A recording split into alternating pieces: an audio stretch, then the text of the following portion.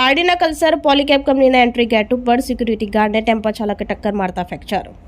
પારડીના કલ્સર પોલીકેબ કંપનીમાં entry gate ઉપર security ગાર્ડને tempo ચાલક અડફેટે લેતા ઈજા થઈ હતી. પારડી તાલુકાના કલ્સર ગામે પોલીકેબ કંપનીમાં એન્ટ્રી ગેટ પાસે સિક્યુરિટી ગાર્ડ મિઠુન ગજદર શાહ રહેવાસી કિકલક ગામ રેખાબેનની ચાલી તાલુકો પારડી ચેકિંગની કામગીરી કરી રહ્યો હતો. ત્યારે આઈસર ટેમ્પો નંબર DN09K9590ના ચાલક અમર રાજુભાઈ રાઠોડ રહેવાસી પલસાણા સુથારવાડ તાલુકો પારડી પૂર ઝડપે અને ગફલત રીતે હંકારી લાવી સિક્યુરિટી ગાર્ડ મિઠુનને અડફેટમાં લીધો હતો. જેમાં સિક્યુરિટી ગાર્ડ ગંભીર રીતે ઇજાગ્રસ્ત થતા છણોદ ESIC હોસ્પિટલ બાદ વાપીની ખાનગી હોસ્પિટલમાં ખસેડવામાં આવ્યો હતો, જ્યાં તેને ફ્રેક્ચર અને ઈજા થઈ હોવાનું જાણવા મળ્યું હતું. ઘટના બાબતે આઈસર ટેમ્પો ચાલક અમર રાજુભાઈ રાઠોડ વિરુદ્ધ પારડી પોલીસ મથકે ફરિયાદ નોંધાવતા પોલીસે ગુનો નોંધી વધુ કાર્યવાહી હાથ ધરી છે.